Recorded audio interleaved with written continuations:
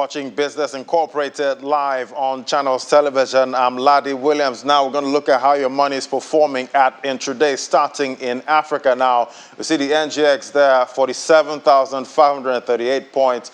It's up by 0.01%. That's the marginal blip there we're seeing the NGX. And South Africa, it's up by 0.07%. We see Egypt there. Move on to the North African country there. We see Egypt, 9,791 points, down 0.09%. We're seeing Egypt losing that 10K point for a while now. We see Kenya closed again in the positive yesterday, up 0.94%. We've seen Kenya there continue that bullish run. Let's move on to the Middle East there. We see Abu Dhabi there. That's down 0.01%, same as yesterday at intraday. It was in the negative territory. Dubai, that's up 0.03%. We've seen Dubai is the lone gainer at intraday. 3,326 points, up 0.03%. That could flip over by the end of trading. Let's move on to other parts now. Talking about Saudi Arabia and Qatar, that's down 0.60%. We see the Qatari index there down over 1%, 1.03%. So we're still seeing bearish moves there in the Middle East. Let's move on to Europe now. We see German chemicals giant BASF has announced it will cut €500 million in costs over the next 2 years as it grapples with higher energy prices and flagging global economy. Said job cuts are on the table. Well, we have Stephen Beardsley now right there from Berlin to tell us more. So great to have you, Stephen Beardsley, there. So we see it's looking like the world's largest chemical producer is sending out this announcement. Now, how surprising is this?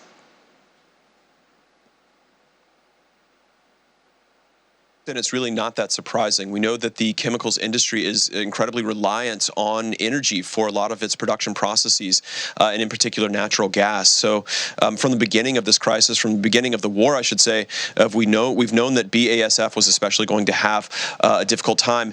In fact, in the second quarter alone, the company revealed that it paid $800 million more, almost $800 million more on energy costs than it had during the same period in the preceding year.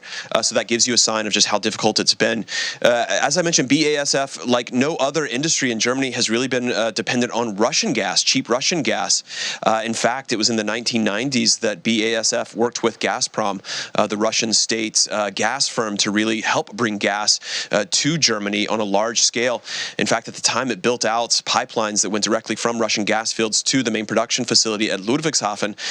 Times have changed a bit since then. The network has been built out a bit more, and now utilities are the ones that deliver to consumers like BASF, but still BASF very dependent on Russian gas. And at the beginning of the war, even going so far as to say, look, you know, if the European nations are considering an embargo on Russian gas, you have to remember that this has really made German industry competitive. Its competitiveness really lies on cheap Russian gas, and that's just a reality. So you see to what extent, it's been clear for a while, the extent to which cheap Russian gas has really been important for this company.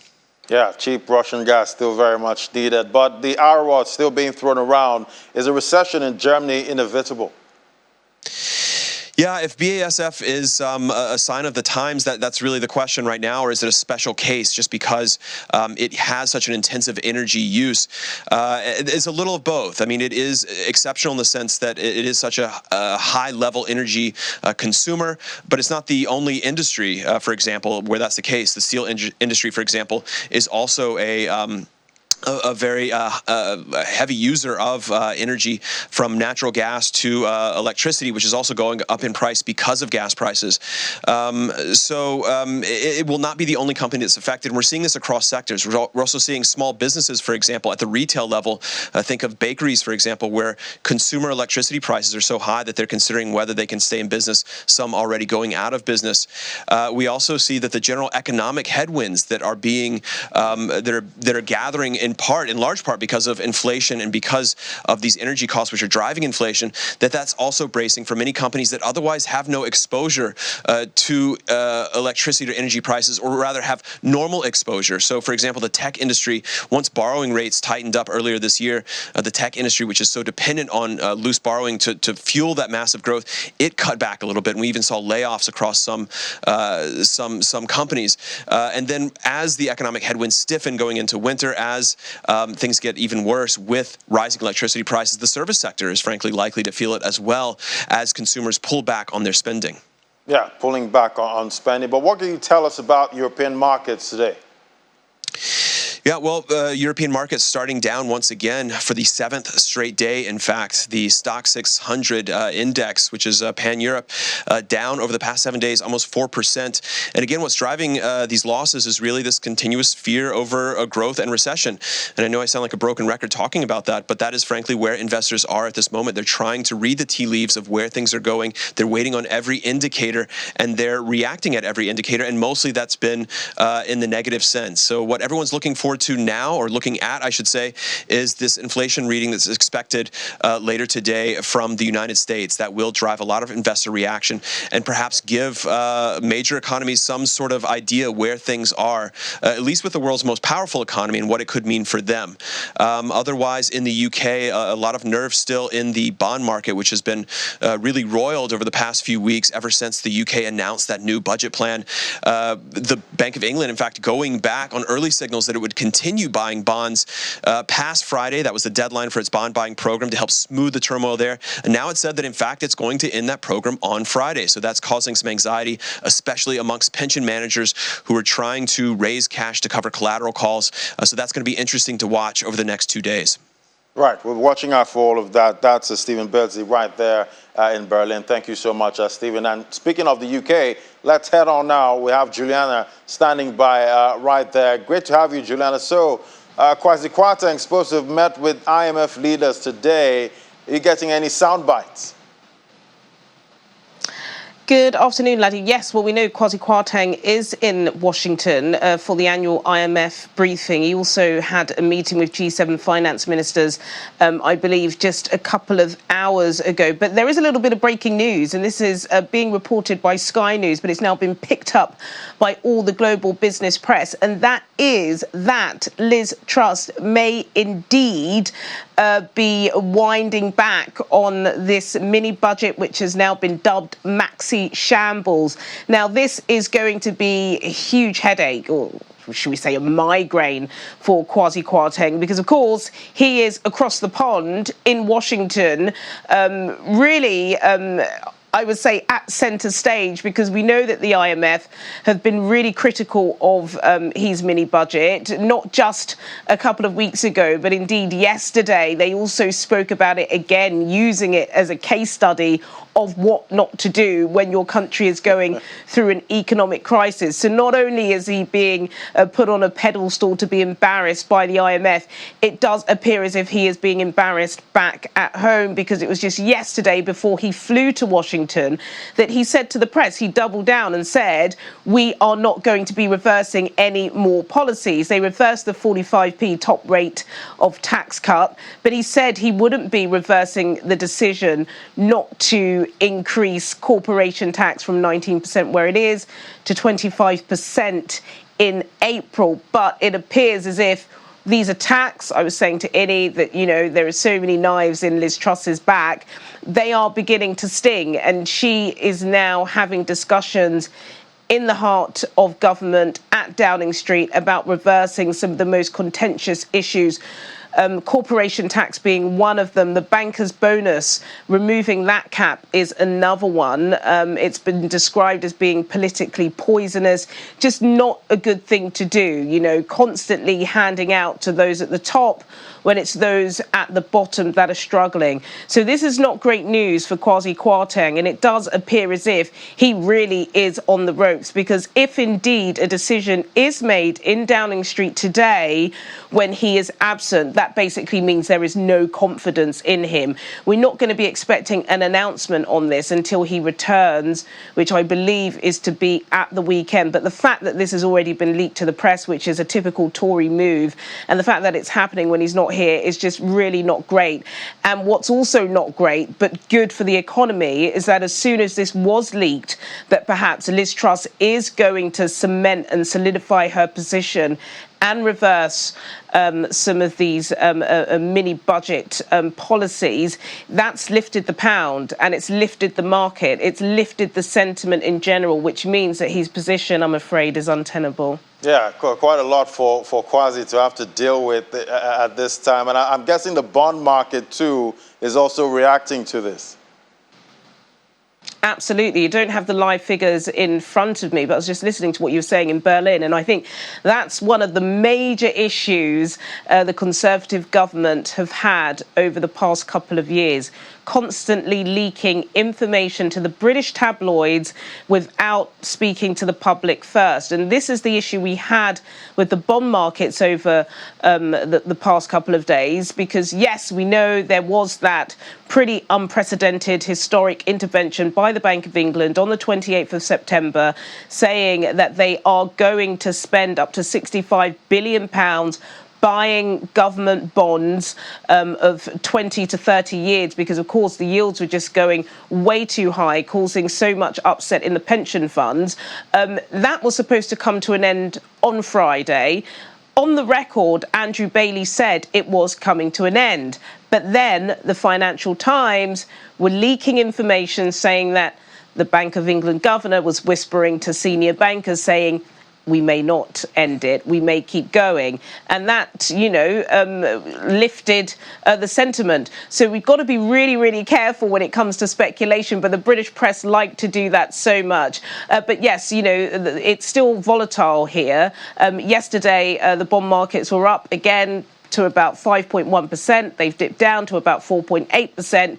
We don't have the live figures to have a look at them now to see how they have reacted to the possibility that mini budget being reversed. But it's all very, very much up and down. But it's definitely safe to say that mini budget, aka Maxi Shambles, has just not gone down well. And I think Liz Truss has also lost faith in her chancellor while he's abroad. It's just going to be very uncomfortable for Kwasi Kwarteng in Washington right now. Almost feels like a coup at this point, but a lot going on. Yes, it does. in the UK right now, but we still have that CPI data, coming out. So we'll be interested to see how the markets play out. Thank you so much, Juliana.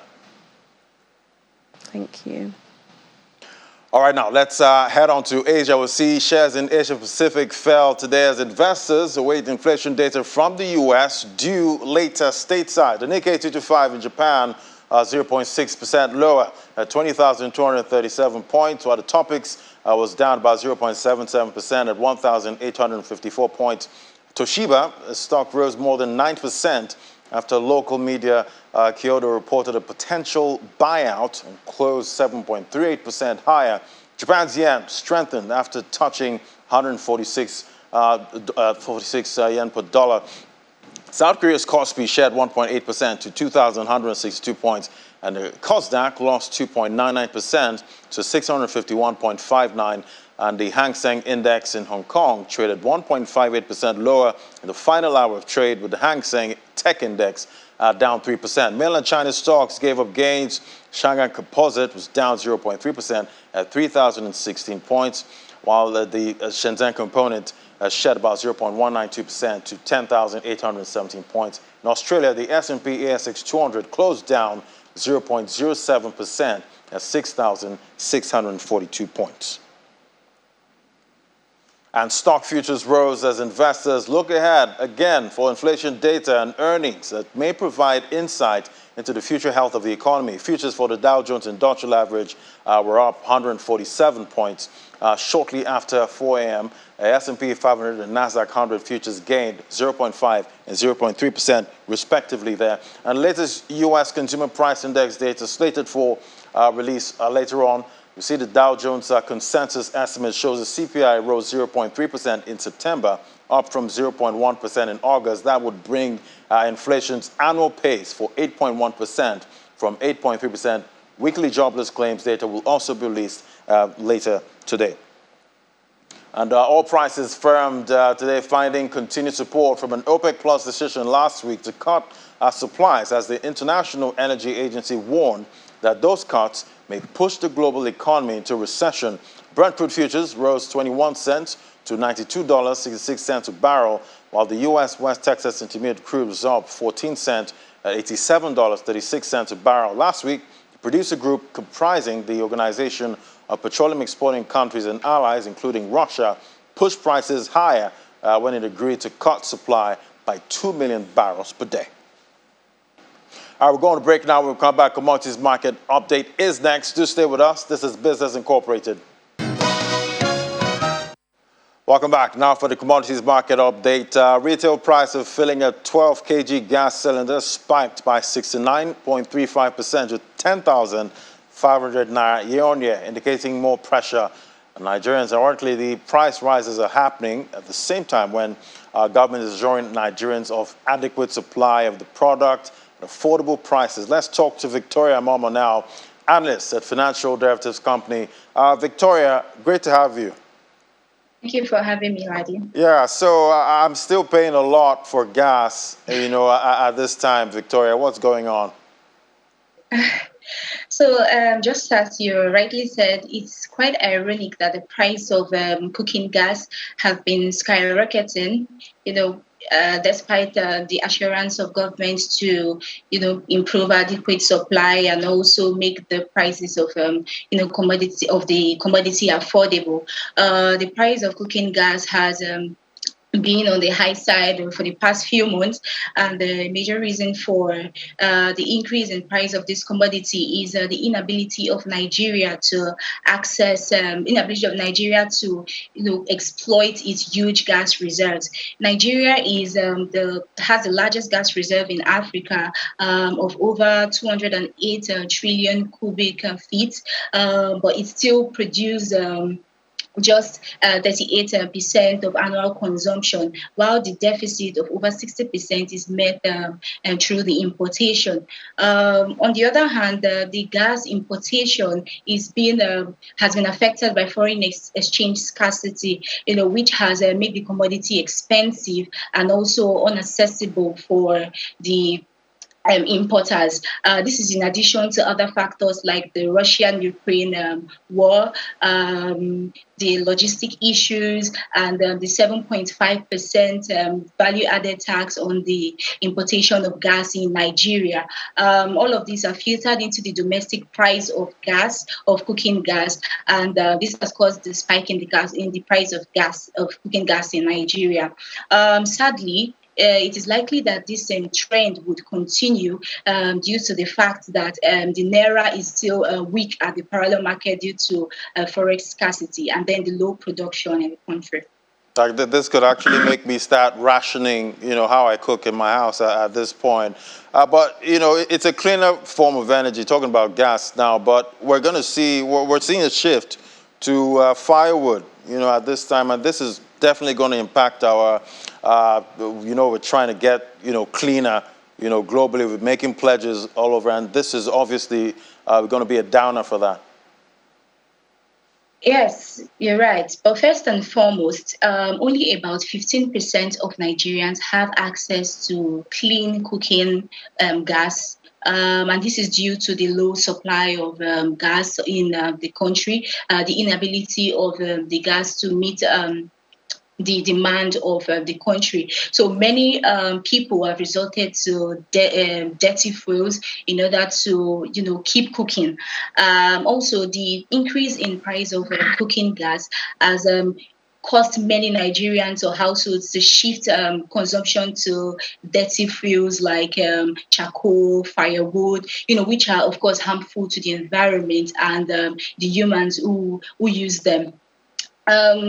on the other hand, in terms of attractiveness, LPG, also known as the cooking gas, is a preferred form of cooking fuel due to the fact that it's quicker and you don't have to worry about the blackening of pots and pans, but the sustained rise in the price of this cooking gas would actually, reduce the attractiveness of the gas. And this would hurt the environment as more people shift to the dirty gas usage, as well as hurt the sales of gas suppliers due to the potential decrease in the consumer demand for the commodity. Right. Meanwhile, one of the climate goal of Nigeria is access to clean energy, and they hope to achieve this in 2050.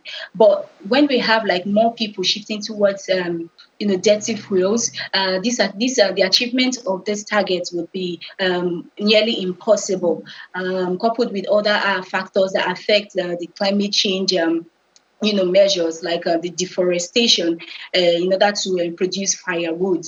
Right. Yeah, so the government needs to come in that regards in order to boost domestic production of that. And there's still conversations about a just transition, for Africa at this point. But there seems to be some kind of innovation, coming with this rising prices now. We have some kind of double compartment pot that you can cook 2 meals at the same time. Tell us about that. Okay, just as you said, the double compartment pots can actually prepare 2 meals, and we also have 3 compartment pots that can be used to prepare 3 meals at the same time.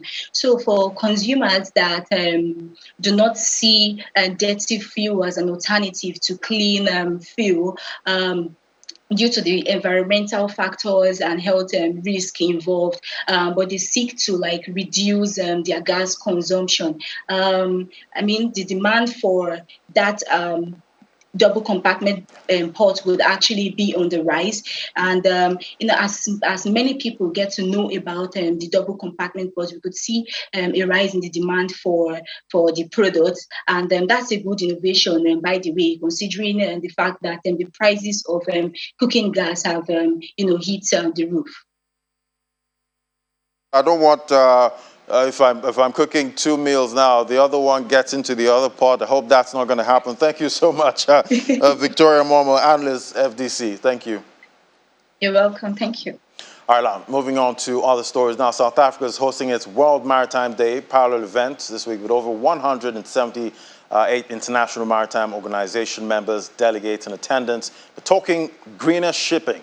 The gathering at the Durban International Convention Center is looking at how the world can make concrete contributions and collaborate on innovative and mitigation strategies guided towards addressing the impact of maritime transport on climate change. Our correspondent, Brian Fageni, files this report.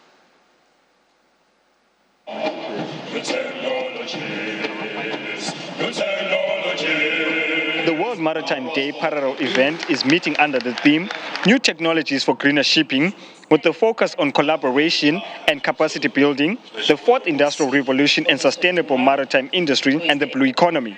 Host country South Africa has about 3,000 kilometers of coastline positioned along the sea trading route with 8 commercial ports. The ultimate goal is to contribute to the reduction of greenhouse gas emission across the globe for sustainable development. The big question we must answer is how do we get to the future that is sustainable, which facilitates global seaborne trade from all corners of the globe. Shipping carries over 80% of world trade, providing the most economic and environmentally sustainable way of transporting cargoes. IMO has adopted more than 50 conventions to make shipping safer and to protect the marine environment. Several panel discussions focused on strengthening partnerships and digitalization for safer and efficient shipping, while an exhibition hall was set up for different maritime partners who contribute towards the International Maritime Organization's goals. Well, there are 2 things. One is regional collaboration on maritime sustainable development, on training and development, on economic development. And then, of course, making sure that we can grow the ocean economy, not only for South Africa, but for Africa, in terms of global trade, logistics development, ports development, and ultimately having countries take ownership for their own maritime development. You know, IMO supports maritime globally, and Nigeria is not exempted. They are working actively with us, and as at the last time we had an audit report in 2017, what needs to be put in place was given to us, and we're still working. I can say categorically that we have cleaned up almost 80% of the things we need to do, and it is still ongoing. So we're on track. The three-day event continues till Friday the 14th, and Nigeria's Minister for Transport, Muazu Sambo, is expected to join on Thursday. The world relies on a safe, secure, and efficient international shipping industry, which is an essential component of any program for future sustainable green economic growth in a sustainable manner. All the delegates gathered here are collectively making commitments towards greener shipping. Hopefully all will also walk the talk for the climate's sake. From Durban International Convention Center, Brian Pugeni, Channels Television News. That was Brian Pugeni there reporting from Durban. Well, Kenya defaulted on repayment of its Chinese loans provided to build the standard gauge railway, highlighting the country's struggles with the mounting public debt. Chinese banks fined the country about 1.312 billion Kenyan shillings. That's about $10.8 million. All right, that's Business Incorporated. Thank you so much for watching. I'm Ladi Williams. Bye for now.